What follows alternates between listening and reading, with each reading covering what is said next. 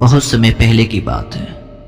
एक साधु जो अपना समय समाज के बंधनों से दूर बिताना पसंद किए और इसके बजाय अपने ध्यान अभ्यास को गहरा करने के लिए प्रकृति के भीतर एकांत की तलाश की।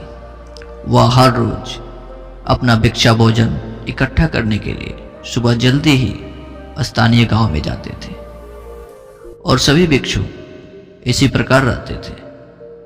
एक दिन एक भिक्षु साधु को अपना भिक्षा प्राप्त करने के बाद उसे सामान्य ध्यान करने के लिए एक अच्छी जगह मिली और समाधि ध्यान का अभ्यास करना शुरू कर दिया और अपनी सांसों के प्रति जागरूक होना शुरू कर दिए।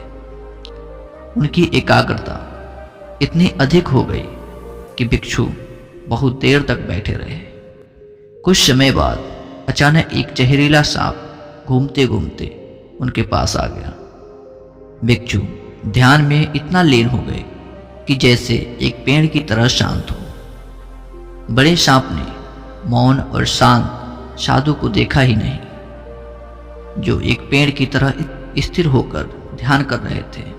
उसने जो कुछ भी देखा वह भिक्षु के उन वस्त्रों में एक अच्छे गर्म सोने की जगह थी जो उसके क्रॉस किए हुए पैरों के चारों ओर लिपटी हुई थी और धूप में थी।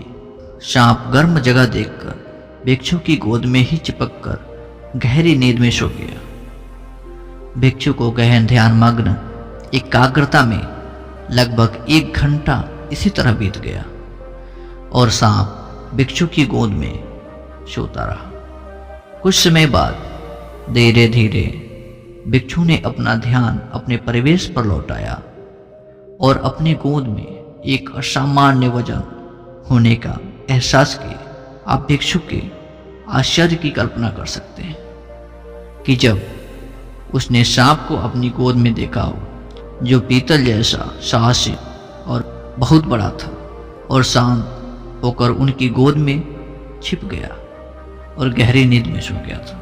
तब भय ने भिक्षु को जकड़ लिया और उन्होंने तुरंत अपनी आंखें बंद कर ली और फिर से ध्यान करना शुरू कर दी। उन्होंने खुद को इतना शांत किया कि सांप को पता ही नहीं चलने दी। सभी चीजें अनित्य और सदैव परिवर्तनशील हैं। भिक्षु बिना किसी संदेह के जानते थे कि सांप फिर से आगे बढ़ेगा और इसलिए वह ध्यान में रहे। लेकिन सांप बहुत सहज था और हिलना नहीं चाहता था। वह वहीं रुका रहा जहां वह गहरी नींद में सो रहा था। ऐसा कई घंटों और फिर कई दिनों तक चलता रहा। आखिरकार ग्रामीणों को अपने भिक्षु की अनुपस्थिति का एहसास होने लगा और उन्होंने उनसे मिलने का फैसला किया। ग्रामीण भोजन और प्रसाद लेकर जंगल की तरफ आए और जैसे ही वे पास आए उन्होंने देखा कि भिक्षु ध्यान में चुपचाप बैठे और उनके गोद में एक बड़ा सांप सोया था। वे सभी भिक्षु की शांति को देखकर आश्चर्य हो गए कि भला ऐसे कैसे हो सकता है कि इतना कुछ होते हुए भी भिक्षु ध्यान में लीन है। तत्पश्चात धीरे धीरे प्रत्येक ग्रामीण ध्यान करने वाले साधु के प्रति सम्मान पूर्वक झुक गए और अपना प्रसाद और साधु को उसके ध्यान पर छोड़ दिए। कई दिनों तक जिंदगी ऐसे ही चलती रही। भिक्षु भय के कारण गहरी ध्यान मग्न में, सांप उसकी गोद में यथासंभव आराम से सो गया था और ग्रामीण प्रतिदिन भोजन कराने आ रहे थे। आखिरकार सांप को भूख लगने की वजह से वह अपने आप को भिक्षु की गोद से खुद को अलग किया और अपनी सबसे बड़ी स्ट्रेचिंग की और भोजन की तलाश में धीरे धीरे जंगल की तरफ जाने लगा और भिक्षु भी धीरे धीरे ध्यान से बाहर आए। लेकिन भिक्षु भीतर ही भीतर बदल गए थे। हमें इस कहानी से ये सीख मिलता है कि कभी कभी डर हमें कुछ उल्लेखनीय कार्य करने के लिए मजबूर कर सकता है, लेकिन हमारी सोच को पंगु बनाने की भी शक्ति रखता है।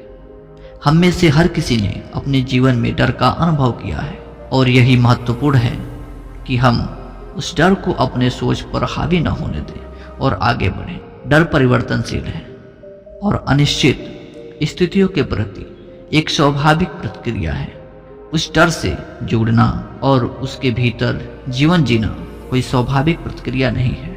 यह अत्यधिक सोचना है। यदि डर आपके निर्णय लेने पर प्रतिकूल प्रभाव डाल रहा है तो हम जीवन के बारे में जरूरत से ज्यादा सोच रहे हैं और हमें आराम करने का रास्ता खोजने की जरूरत है। ध्यान मन को शांत करने और अत्यधिक सोचने की आदत को शांत करने में मदद करता है। डर को महसूस करें और कैसे भी इसे करें। तो मुझे आशा है कि आप सभी इस कहानी से जरूर कुछ ना कुछ सीखे ही होंगे। तो अगर आपको ये कहानी पसंद आई हो तो इस वीडियो को आगे शेयर करें। तब तक के लिए थैंक्स फॉर वॉचिंग। मिलते हैं अगले वीडियो में किसी अगले कहानी के साथ।